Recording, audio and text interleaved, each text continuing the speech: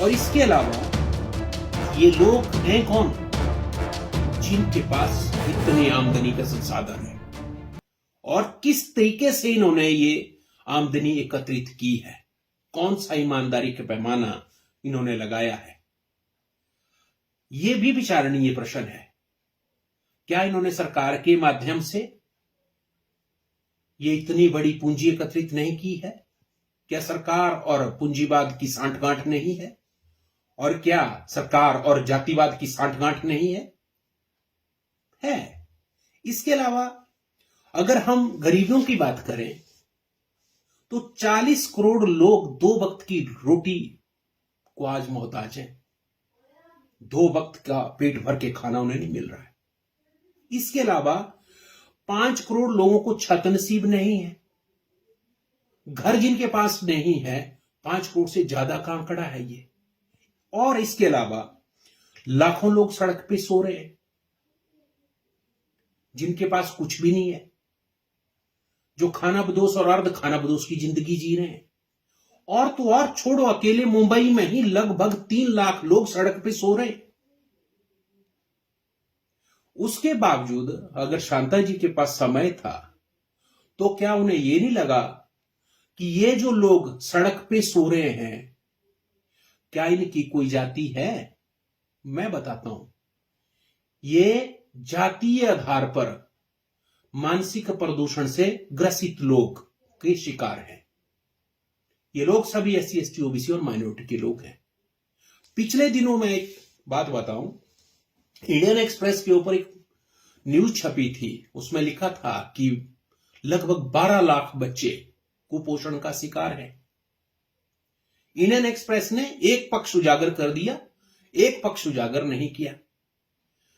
मैं आदमी शांता जी से प्रश्न करना चाहता हूं कि शांता जी, क्या ये 12 लाख बच्चे धनाढ्य परिवारों के हैं जो कुपोषण का शिकार हैं? क्या ऐसे लोगों के हैं जो अरबपति हैं, उनके बच्चे कुपोषण का शिकार हैं? नहीं, ये अनुसूचित जाति, जनजाति, अन्य पिछड़ा वर्ग और जो दूसरे हमारे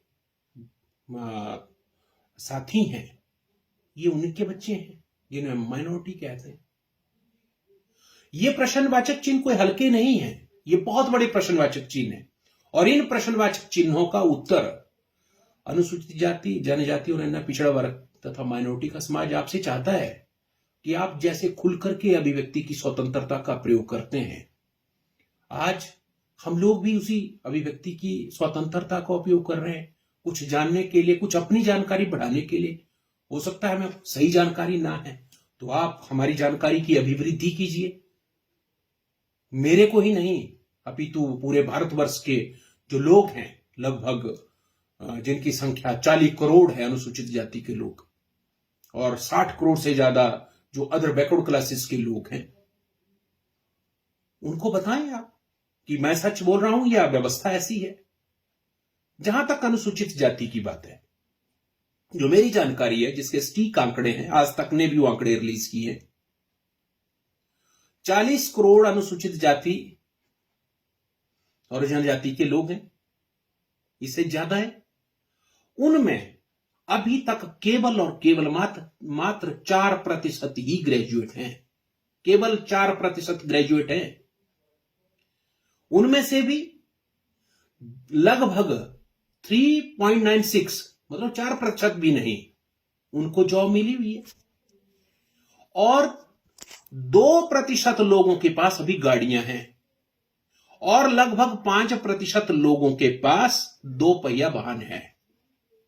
अब यहां एक और प्रश्न पैदा होता है कि 40 करोड़ लोगों की जो आर्थिक दुर्गति है, उसके लिए क्या जाति जिम्मेवार